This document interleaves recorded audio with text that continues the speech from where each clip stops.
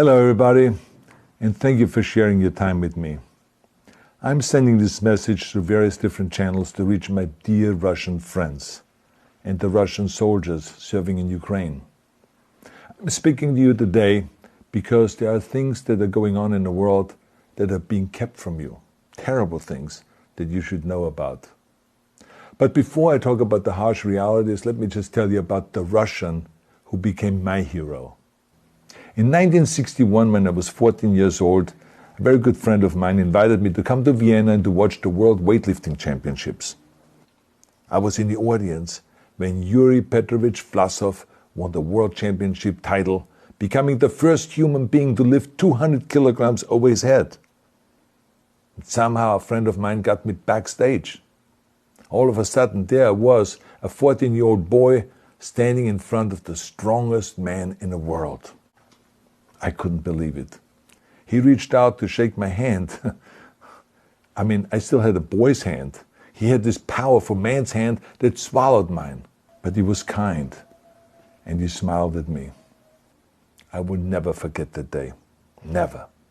I went home and put his photo above my bed to inspire me when I started lifting weights. My father told me to take down that picture and to find a German or an Austrian hero.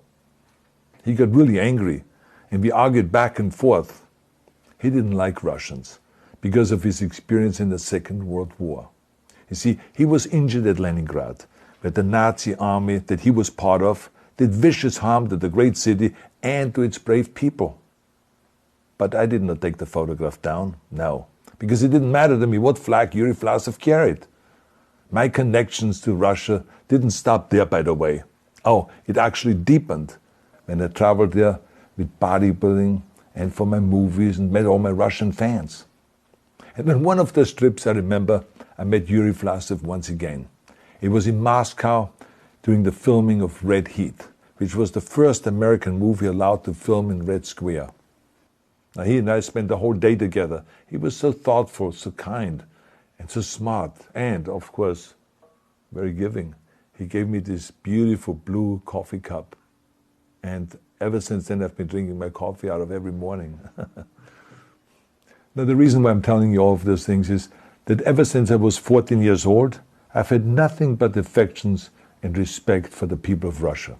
The strength and the heart of the Russian people have always inspired me. And that is why I hope that you will let me tell you the truth about the war in Ukraine and what is happening there. No one likes to hear something critical of the government, I understand that. But as a longtime friend of the Russian people, I hope that you will hear what I have to say. And may I remind you that I speak with the same heartfelt concern as I spoke to the American people when there was an attempted insurrection on January 6th last year, when a wild crowd was storming the US Capitol, trying to overthrow our government.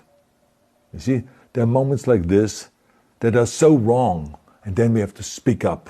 And it's exactly the same with your government. I know that your government has told you that this is a war to denazify Ukraine. Denazify Ukraine? This is not true. Ukraine is a country with a Jewish president, I might add, whose father's 3 brothers were all murdered by the Nazis. You see, Ukraine did not start this war. Neither did nationalists or Nazis. Those in power in the Kremlin started this war. This is not the Russian people's war. No.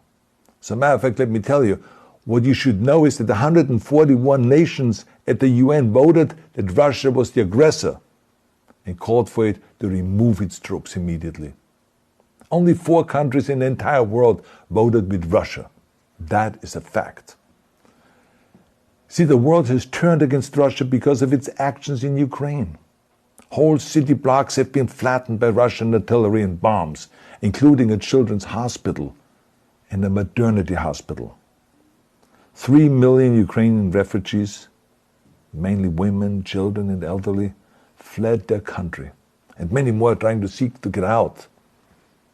It is a humanitarian crisis. Because of its brutality, Russia is now isolated from the society of nations. You're also not being told the truth about the consequences of this war on Russia itself. I regret to tell you that thousands of Russian soldiers that have been killed. They have been caught between Ukrainians fighting for their homeland and the Russian leadership fighting for conquest. Massive amounts of Russian equipment have been destroyed or abandoned. The destruction that Russian bombs are raining down upon innocent civilians has so outraged the world that the strongest global economic sanctions ever taken have been imposed on your country. Those who don't deserve it on both sides of the war will suffer.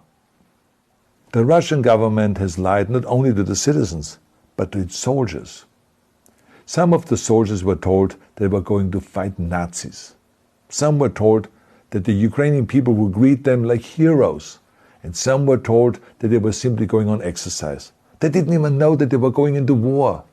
And some were told that they were there to protect ethnic Russians in Ukraine. None of this is true.